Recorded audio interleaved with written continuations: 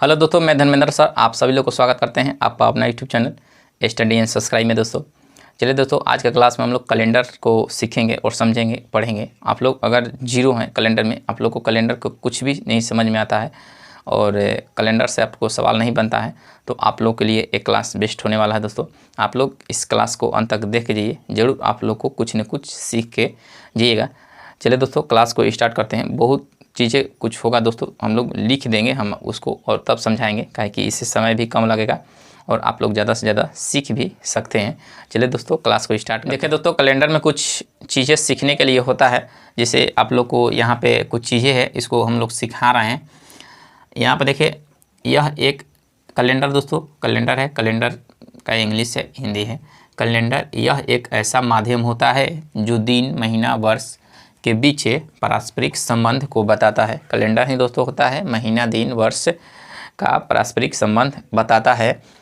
दूसरा पॉइंट इसमें है, नोट नंबर में याद रखिएगा कि पृथ्वी को सूर्य का एक चक्कर लगाने में 365 दिन, 5 घंटा, 48 मिनट और 47.1/2 सेकेंड लगता है।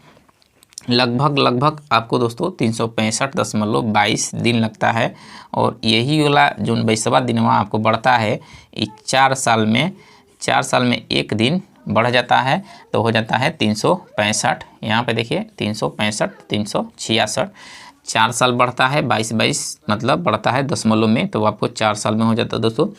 एक बढ़ जाता है, उसको हम लोग लीप वर्ष बोलते हैं। सौर वर्ष, सौर वर्ष में 2 भाग होता है, एक सामान्य वर्ष होता है, एक लीप वर्ष होता है। सामान्य वर्ष होता है 365 दिन का, लीप वर्ष होता है 366 दिन का।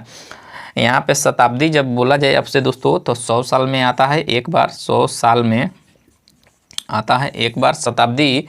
और शताब्दी लीप वर्ष आपको बोला जाए तो 400 साल में आता है। शताब्दी लीप वर्ष आपको बोला जाए, देखिए दोस्तों, शताब्दी लीप वर्ष बोला जाए तो 400 साल में एक बार आपको आता है। ये कुछ बेसिक चीज़ें था आप लोग को समझने के लिए, जो आप लोग को कैलेंडर में समझना पड़ता है। दोस्तों कैलेंडर में 2 तरह का क्वेश्चन आपको आता है।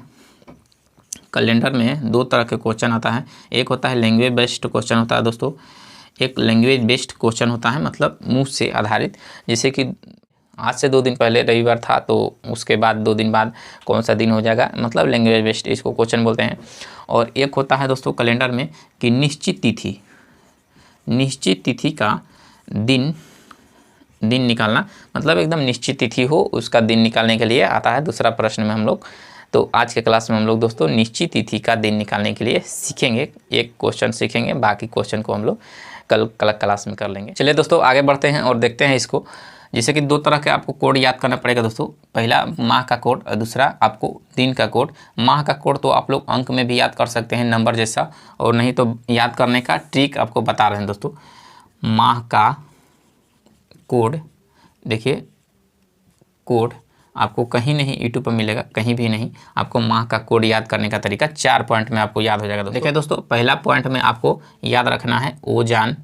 ट्रिक है दोस्तों, ट्रिक कहीं भी यूट्यूब पर नहीं मिलेगा। पहला में लिखना है ओजान।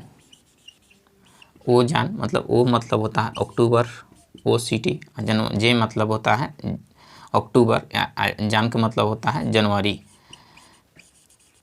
अक्टूबर जनवरी के कोड होता है 0, आपको याद रखना है। मात्र 4 पॉइंट याद रखिए, आपको पूरा याद हो जाएगा दोस्तों। दूसरा पॉइंट में FM नंबर, आप लोग FM सुनते होंगे। FM नंबर का कोड होता है 3। F का मतलब होता है फरवरी, M का मतलब होता है मार्च, और O का मतलब होता है दोस्तों, N का मतलब होता है नवंबर। आप देखिए, फरवरी, मार्च, नवंबर का कोड होता है 3। FM नंबर याद रखिएगा, फरवरी, मार्च, नवंबर। तीसरा पॉइंट में आपको याद रखना है कि A जूली HD, आपको A का मतलब होता है, A का पहला दोस्तों, पहला आएगा अप्रैल, APRIL, अप्रैल। और जुलाई का मतलब देखिए, जुलाई तो जुलाई हो ही गया, अप्रैल, जुलाई। और S मतलब होता है सितंबर, और D मतलब होता है दिसंबर। ये देखिए, इसका कोड होता है 65, आप लोग याद रखिएगा। यहाँ पे 6 का कोड होता है, इस तरह के ले चलिए। इसी देखिए, अप्रैल जुलाई का कोड होता है 6 और सितंबर दिसंबर का कोड होता है 5। देखिए सितंबर दिसंबर का कोड होता है 5 और 6 होता है अप्रैल जुलाई का कोड होता है 6। ए जुली एस टी डायरेक्ट नाम है दोस्तों, ए जुली एस टी सितंबर दिसंबर अप्रैल जुलाई सितंबर दिसंबर 5 6 5 याद रखिएगा। चौथा पॉइंट में मात्र आपको होता है ए मजू। ए मजू, ए का मतलब होता है दोस्तों, ए का मतलब होता है देखिए 214, इसका कोड होता है 214। ए का होता है कोड 2 और ए का होता है अगस्त। अगस्त, एम का मतलब होता है मई, जू का मतलब होता है जून।